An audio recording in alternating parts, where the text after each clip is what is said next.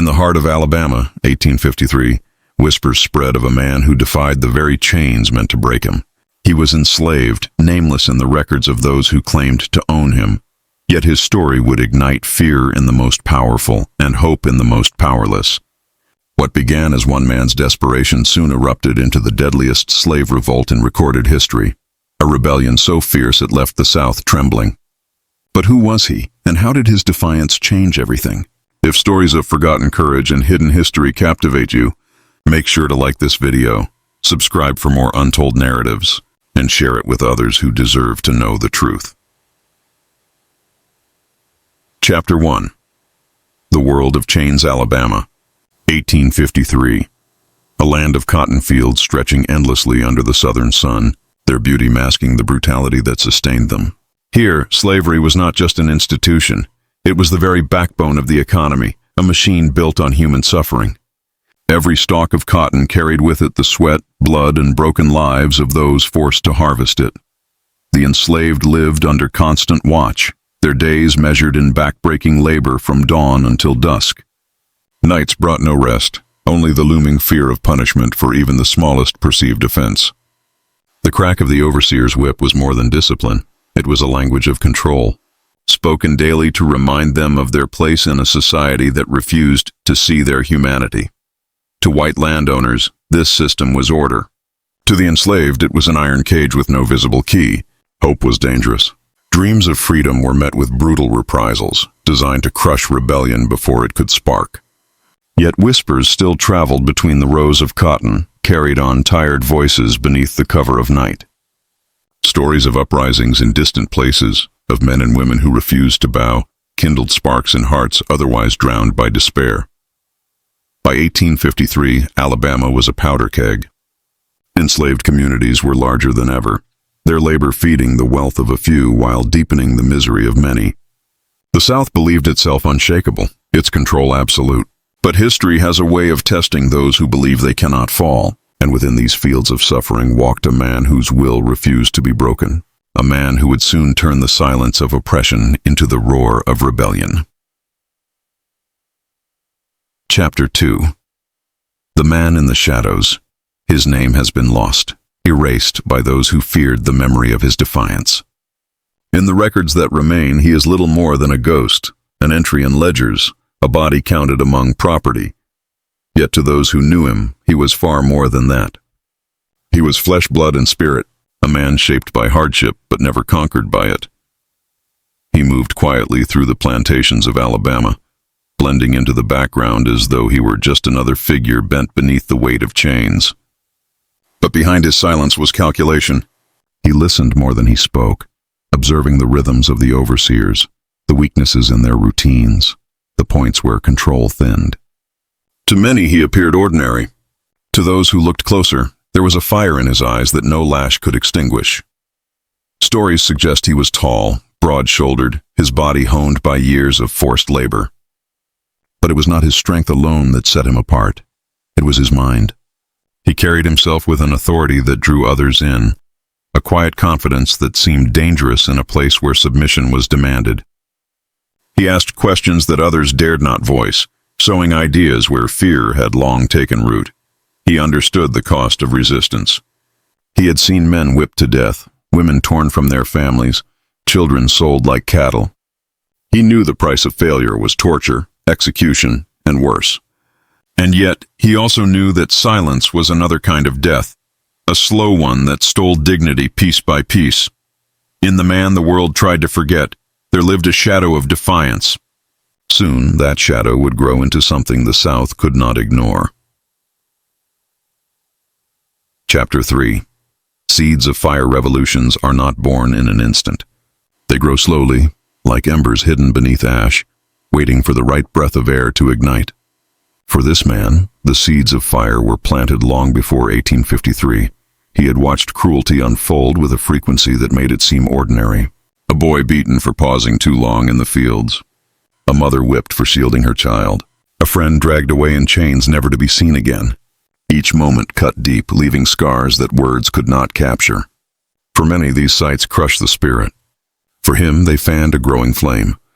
Hope sometimes arrived in whispers, Enslaved men who had heard of uprisings in Haiti or Nat Turner's rebellion decades earlier spoke of them quietly, almost fearfully. But the words carried power. If others had once risen, then perhaps it was not impossible. The very idea that chains could be broken planted dangerous thoughts in weary minds. Small acts of defiance became his practice ground. Refusing to bow his head, taking a little longer to finish a task, passing along forbidden stories when no overseer was near. These moments, though small, were seeds that would grow into something far greater. What weighed heaviest was the realization that nothing would ever change on its own. The plantation owners would never willingly loosen their grip, never hand freedom over out of kindness. Freedom had to be taken, wrestled from those who profited from suffering. And the man in the shadows knew this truth with absolute clarity. Every cruelty he witnessed, every whisper of rebellion he heard, every injustice carved into his memory, these were sparks gathering in the darkness. Soon sparks would no longer be enough. Soon fire would come. Chapter 4. A dangerous network. No rebellion can rise from one man alone. The enslaved leader understood this. To challenge the most powerful system in the South, he needed not only courage, but allies, men and women who were willing to risk everything for even the faintest chance at freedom. Trust was his first weapon. On the plantations, betrayal meant death. Overseers relied on fear, convincing some to spy on others to preserve their own lives. To break through this web of suspicion, he had to move carefully, speaking only in fragments, gauging the flicker in another's eyes before daring to share more. A nod, a gesture, a whispered phrase beneath the cover of night. These were the threads that slowly bound his network together. Meetings took place in the most ordinary places. A pause in the cotton fields where hands moved as if still working while voices murmured low. The cramped quarters at night, where hushed tones wove plans into the air while the rest pretended to sleep. Sometimes the forest offered refuge, shadows and branches shielding conversations that could mean life or death. Women played an equally vital role. While men often bore the physical weight of labor, women carried intelligence, moving between households, overhearing secrets, and passing messages disguised as simple chatter. Every person in the network became a link in a fragile but growing chain of resistance. Weapons were scarce. A stolen blade, a heavy tool, anything that could turn work into war. But more powerful than weapons was unity, something the enslavers never imagined possible. They believed fear would keep their captives divided forever. Yet quietly, in whispers and shadows, a dangerous network was forming, bound by the most radical idea of all. Freedom was worth more than life. Chapter 5. Sparks in the night. The night was their ally. Darkness concealed movement, softened voices, and gave space for impossible dreams. Under the cover of stars, plans took shape. Plans so dangerous that even speaking them aloud felt like holding fire in bare hands. The enslaved leader knew timing was everything. Too soon, and the revolt would crumble before it began. Too late, and fear might smother the courage he had worked so carefully to kindle. Each whispered conversation sharpened the vision. Strike hard, strike fast, and strike where it would hurt most. Weapons were improvised. Axes meant for splitting wood would split something else. Knives borrowed from kitchens became instruments of defiance. Heavy farming tools, crude yet deadly, would swing against those who had wielded whips. There were no guns at first. Only the desperate determination of people who had nothing left to lose. Signals were planned with precision. A lantern lit at the edge of the field. A sudden song hummed in the night. Even silence itself could be a signal, the kind that told everyone to wait, hold steady, and trust the plan. The risks were crushing. Discovery meant torture and death, not only for the conspirators but for their families. And yet they pressed on. Fear no longer had the power to stop them. It only made the urgency clearer. One night, the leader stood before his gathered allies. Their faces flickered in the dim glow of fire, eyes wide with equal parts terror and resolve. He spoke few words, but they carried the weight of history. Tomorrow we stop bowing. Tomorrow we fight! The sparks were ready. The fire was set. Soon, Alabama would awaken to a night unlike any it had ever known. To a night unlike any it had ever known. Chapter 6. The breaking point. Every rebellion has a moment when thought becomes action, when fear gives way to fury. For Alabama in 1853, that moment arrived suddenly, like lightning splitting a summer sky. It began not with a grand announcement, but with a single strike. Some say it was an overseer cut down in the fields, his whip still coiled in hand. Others whisper it was a house intruder silenced in the dead of night. The truth is clouded by time, but the effect was the same. The first blow shattered the silence of submission. Once the blood was spilled, there was no turning back. Shouts pierced the night, weapons swung, chains were broken. The enslaved, long forced to bend their backs in the cotton rows, now lifted their arms in defiance. Firelight rose in the distance as torches burned, signaling that the revolt was no longer a plan, but a living, breathing storm. Panic spread quickly among the slaveholders.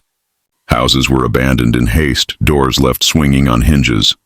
The landowners, so accustomed to control, found themselves suddenly hunted by those they once considered powerless. For the enslaved leader, every cry, every strike was a declaration. They were no longer property. Fear fueled them as much as anger. They knew retaliation would come swiftly and brutally, yet in that breaking point, when the choice was submission or rebellion, they chose rebellion. For a fleeting, furious moment, they held the power that had been denied them all their lives. The night was alive with chaos, but also with something else, something larger. It was the sound of centuries of silence cracking open, the roar of the oppressed rising like thunder against the walls of slavery itself. Chapter 7. The Deadliest Revolt. The uprising spread like wildfire. What began with a single act of defiance surged into a wave of violence that swept across the Alabama countryside. Plantations that had stood as monuments to white power for decades were suddenly engulfed in chaos. Fires rose against the night sky, illuminating fields once soaked only in sweat, but now stained with blood. The revolt's scale stunned even those who had long feared such an event. Dozens of enslaved men and women joined the fight, their numbers swelling with every passing hour. Armed with axes, knives, farming tools, and stolen firearms, they cut down overseers and landowners, striking not just for survival, but for vengeance, for dignity, for freedom that had been denied for generations. Panic consumed the white population. Families fled into towns, carrying rumors of a rebellion too large to contain. Some accounts claimed hundreds were killed. Others whispered that entire plantations were wiped out in a single night. Though numbers vary, one fact remains certain. It became the deadliest slave revolt in recorded history. For those enslaved, this was more than bloodshed. It was justice long overdue. Each swing of a blade, each torch set to flame, carried the weight of centuries of suffering. Fear that once shackled them was gone. In its place stood defiance. But as the rebellion surged, so too did the response it provoked. Militias began to gather. Soldiers were called. The South would not allow such a rebellion to stand. And while the revolt burned fiercely, it could not burn forever. Still, for those who fought, that night was a glimpse of a world where chains shattered and the enslaved became warriors. A night that history tried to bury, yet refused to die. Chapter 8. Fear. Across the South by dawn, the revolt was no longer just an uprising. It was a nightmare spreading through every corner of the South. News of the bloodshed raced faster than riders could carry it, magnified by fear into something even greater than reality. Whispers turned into shouts. The slaves have risen. Alabama is burning. In towns and cities, white families barricaded their homes, clutching rifles and pistols with trembling hands. Churches filled with terrified voices praying for deliverance. Panic swept across the plantations that had not yet seen a torch or a blade, as owners imagined shadows moving in the night, their own enslaved workers plotting the same fate. Militias were hastily assembled. Men who had never faced battle suddenly marched with muskets, searching fields and forests for rebels. Patrols swept through roads, stopping anyone who looked enslaved, demanding answers under the threat of death. The revolt, whether near or far, was treated as if it could strike at any doorstep. The fear was not only physical, it was psychological. For years, slaveholders believed their system unshakable, built on fear and obedience. Now, in a single night, that illusion shattered. They realized the enslaved were not docile laborers, but potential revolutionaries, capable of turning tools into weapons and obedience into rebellion. Retaliation was merciless. Captured rebels were executed publicly, their bodies displayed as warnings. Entire communities of enslaved people faced brutal reprisals, whether or not they had raised a hand in the revolt. For the South, punishment was a way to reassert dominance, to remind those still in chains that freedom would be paid for in blood. And yet, despite the terror, a deeper fear lingered in the hearts of slaveholders. If it happened once, it could happen again. Chapter 9. Legacy in Blood and Silence. When the flames died down and the last rebels were captured or killed, the South moved quickly to bury the memory. Plantation owners, politicians, and newspapers alike worked to silence the story, fearful that its echoes might inspire others. Official records reduced the revolt to a footnote, often omitting the leader's name altogether, as if erasing him could erase what he had dared to do. But memory does not die so easily. Among the enslaved, the story lived on in whispers, retold in quarters, carried from one generation to the next. It became a tale of terror for the oppressors and a tale of courage for the oppressed. Even in silence it spoke. They had fought back, they had dared to resist, they had proven the system was not invincible. The blood left behind could not be forgotten. It stained the soil, haunted the fields, and lingered in the collective consciousness of the South. Slaveholders tightened their grip, passing harsher laws, increasing patrols, and punishing even the faintest sign of resistance. Their fear made the chains heavier, yet in trying to crush the memory, they only ensured it lived on more stubbornly. Historians would later argue over the numbers, how many died, how many rose, how widespread it truly was. But those debates cannot erase the truth. In Alabama, in 1853, enslaved men and women risked everything to rise against the system that sought to erase their humanity. Their legacy was written in blood, but also in silence. The silence imposed by those who wanted the world to forget, and the silence of history that often chooses comfort over truth. Yet even buried, the story remained a seed, waiting for voices to lift it into the light again. Chapter 10. The Man Who Changed Everything. History may not remember his name, but it remembers his defiance. In the cotton fields of Alabama, 1853, he transformed from an enslaved man bound by chains into a leader who carried the weight of a people's desperation. His revolt, though crushed, sent shockwaves that rippled far beyond the plantations. The South wanted silence. They believed erasing his story would erase the threat he embodied. But silence itself became his monument. Every law tightened, every patrol increased, every fearful glance exchanged between slaveholders was proof that one man had shaken the very foundations of slavery. His rebellion was not forgotten. It was hidden, waiting for the right moment to be uncovered.